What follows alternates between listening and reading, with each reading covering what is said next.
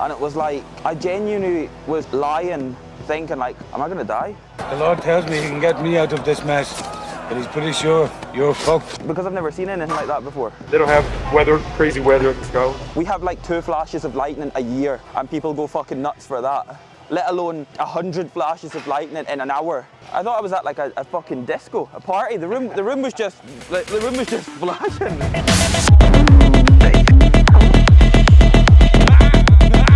Hey Carlos, Kev wanted me to ask you if you're natural. I'm natural, yeah. I told you.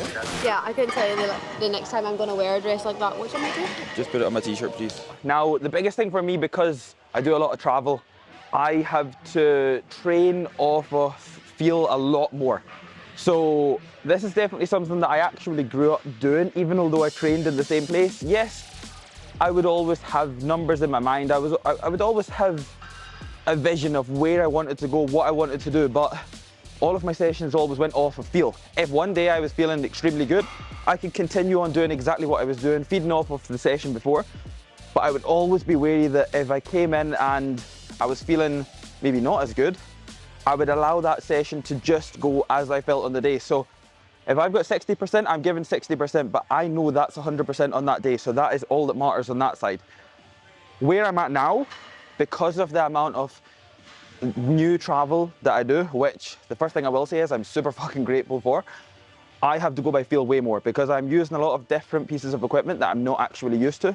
So then from there, the goal for me is to make sure that I'm warming up efficiently, maybe doing an extra warm-up set just to get the feel of the machines, the different brands. Like, yeah, okay, everybody knows what a pec deck is, but at the same time, a prime pec deck is totally different to a life fitness pec deck, a hammer strength pec deck, a Cybex pec deck. So it's just getting used to these. And then from there, once I feel good, I'll go into a working set, and then I'll try and keep the variation of each movement the same. So for example, like an incline press, I'll try and keep to a Smith press, I'll try and keep to a dumbbell press or a machine press. But at the same time, I'm still focusing on making sure that I maybe take an extra warm-up or two to feel good. And then my head's fully ready to be able to go full send on that working set.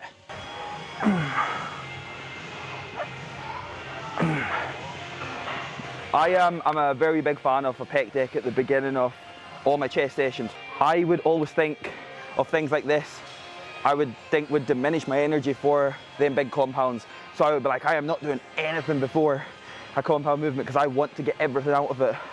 But it took me maybe 7 years, 8 years to realise putting something like this in is only providing more value to something like a press, especially from a physique development standpoint, which me as a bodybuilder, I am also trying to develop that muscle, to build that muscle, to shape in that muscle, to really bring that muscle to life.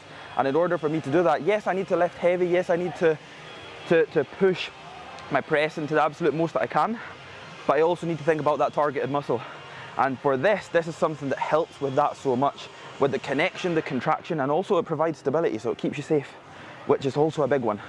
And I definitely think a lot of people need to really look into trying to be able to stay as safe and as supported as possible sooner before it's too late. The thing is as well, right, with a Cybex Smith machine is, I really put this one down to being the closest to a free weight barbell press because it's not stiff, it's actually very smooth, and I've not actually been on a Mark 1 Cybex Smith that has not been smooth. So 1, that puts you very close to being on a barbell. 2, it's straight up and down, so it's just vertical. A lot of Smith machines go at an angle, which personally I'm not the biggest fan of. So on something like this, I just feel safe on. I feel like I connect with my chest extremely well. I can lift heavy. I can of course feel safe and supported from the start till the very end. I'm personally just not an incline barbell presser. It's not that I can't do it. I do it on the odd occasion, but coordination is just fucking all over the place. I'm wanting to decline press, flat press, incline press. So for me, I'm not getting the benefits out of it that I should be. So I'm not wanting to waste time trying to full send 315 on an incline barbell when my chest is not really getting anything out of it, my upper chest anyway. Whereas if I can get locked into this from start to finish and train fucking hard, I'm gonna do this all the time. That's why. I'm not afraid of a barbell or anything like that. You guys know I was brought up with barbells. But when it comes to an incline barbell, it's just not for me. So we'll stick to the good old Smith machine. That shit's just scary, man. This Smith machine's scary.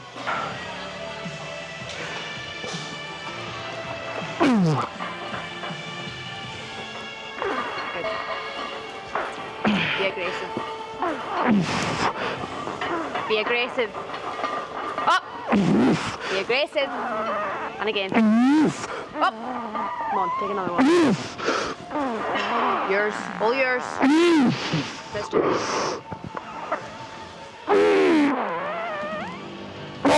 Let's do it. Up.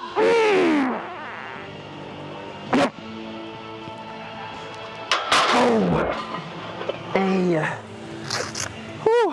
Fucking hell. That's good. I'll take a back off. I'll just literally come down to 2 plates, go full send, get between, I'm gonna say 15 and 25 reps. Something near abouts there. Keep them.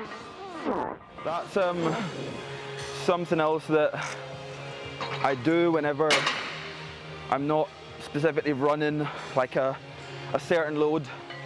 For example, getting here and being semi-used to the machine. I know how a Smith feels, I know how the Mark 1 Cybex Smith feels, but weight's different, everything's different, environment, timing, everything, food's different. So I just have to be careful with the select loads. So I maybe could have went 2.5 there after the 3 and got between 8 and 12, but I wanted to stay safe and just pull back down to 2, which I knew I could just go. I knew it would feel relatively easy, and then I could just get to the point where the muscle and my arms, my triceps, my shoulders just give in, and then I know that I'm kind of just coming to the end of the set there. I would rather do a relatively well back off set like that for higher reps, and at the same time get fucking strong in all rep ranges. I don't just want to be strong at the 3 to 5, the 5 to 8s. I want to be able to do a 3 to 5 set, but also a 20 plus set. That's the goal.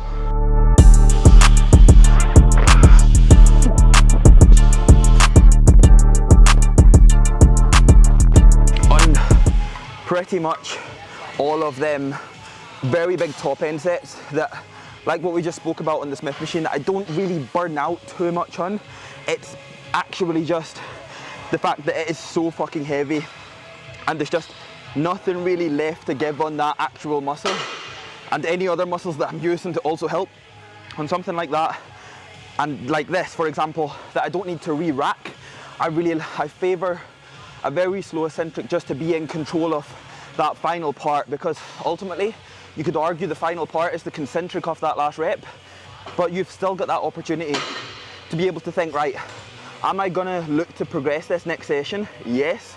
So why not take a little bit of extra confidence on that last eccentric that you could maybe speed up ever so slightly in the next session and look to go for that final rep and no doubtably get it. So that is always the goal on these sort of pieces, is control the final eccentric with absolutely everything, because you probably may think you'll not be able to unless you actually give it a shot, and if you never give it a shot, you'll never know.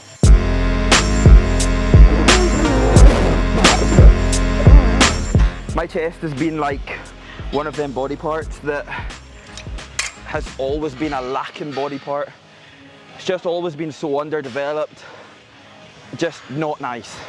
I've always hit like front double bicep, front lat spread shots, and it's just been either it's been there a little or just totally non-existent. And then I'll hit a side chest and one side of my chest looks good that I'm able to push against. The opposite side that's closest to the judges, which ultimately matters a lot, is just flat. So it's been a massive body part for me to really prioritize, which is why I've almost been training it 3 times a week. And that is both between doing heavy work, doing lighter work, a lot more variations of flies to be able to just apply as much blood into the area as possible, as much feel into the area as possible, because I've been bad in the past just to try and get strong. And although that is absolutely amazing and that's what I love, I've had to try and work between a balance of getting strong and also targeting that muscle extremely well. And I've kind of had to reset a little bit, restart, come back to not the absolute start, but come back to a place where I know I can lift the weight with control and really good execution and actually target that muscle, and then gradually build that back up. And I'm definitely further past where I ever was, and I'm now able to execute well, but it took that reset, and that's what's helped really improve my chest. So I need to stay on top of that.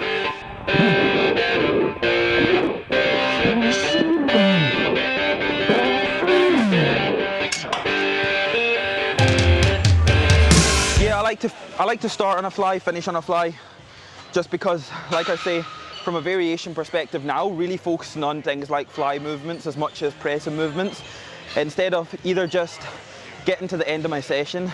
And it's like, think if you left calves or abs to the end of your session, right? You'll put 30% effort into it, right? It's like a pec deck, a fly. I would always leave them to the very end. Like I say, I always used to come in, go straight to a press. And it was then, funnily enough, that my chest was actually a lagging area, until I switched it around and started applying a little bit more work towards flies at the start. And then at the end, I make up a little bit more volume. I like high volume as much as low volume. It's the exact same as something that I mentioned over on the Smith press. It's not just a case of getting strong in one rep range. It's not just a case of being able to recover well from low volume, high volume. I like both. So I can come in and train super high volume, or come in and train and do 6 sets, right? It's just the exact same. So on something like this, again, a little bit more volume and just squeezing that last little ounce out of the chest of what I've got for today. And then from there, we'll finish on a stand and lateral, a little bit of side delt work, only because, again, my side delts aren't the best, and my side delts can recover and probably go again tomorrow. So it's a case of not allowing that to take over as well. These smaller body parts, guys, these can recover from a hell of a lot more than what you actually think. It's up here that just doesn't allow that. Look at them yo-yos, that's the way you do it. You play the guitar on MTV. That ain't working, that's the way you do it. Money for nothing and your chicks for free. That was a good one. I'm very happy with that for my first chest session here in Destination since we've got here. Actually the one and only session that I was looking forward to the most, only because I've seen the extra bits that Destination has now got. One of them being a Cybex Smith, the second one being the Mega Mass incline that I used second, and things like the free motion cable fly. These are things that I never have access to, and I just know that they feel unbelievable. So that's why my go-to is, especially when I'm going by feel as well, it's always nice because I don't have to like specifically be super picky with only using one specific piece. I love to train, so I'm going to come in anywhere and use what I want, have fun with what I want, because I know I'm always going to train hard. I know I'm confident when it comes to execution. I know I'm confident when it comes to getting out everything that I need, leaving the gym knowing that I've done enough. So from there, boxing off a session today the way that I've done, a strong session, an intense session, a warm session. I don't know how sweaty I am. So especially because I've got another couple of chest sessions in here, the biggest thing now is baselines have been set today. So I can now look to do a tiny bit more next session on things like the Smith, on the Mega Mass, on maybe even the Nautilus press, on the free motion cable fly. I know what I've done, so now I feel really good on them, whether I want to do something else or do the exact same again. I've got them numbers set that I can kind of use as a bit of a reference, but it's nice to be able to come in to different places. And if you are one who logbooks, which I'll be the first person to say there's nothing wrong with a logbook, it's just not for me. But if you are a religious tracker, a logger, sometimes it's nice to come into new places and just use your logbook as a bit of a reference for exercise selection for that specific variation. But from a number perspective, put that to the side, have fun, train fucking hard, and trust me, you'll get a lot out of that session. And that's what makes training fun. You can train hard, you can train extremely well, you can perform to the best of your capabilities and have fun at the same time. And that's how it should be, because if you don't enjoy in here, then ask yourself, is bodybuilding really for you? Why does nobody ever tell me I look great? Well, if you want to be told you look great, well then train harder.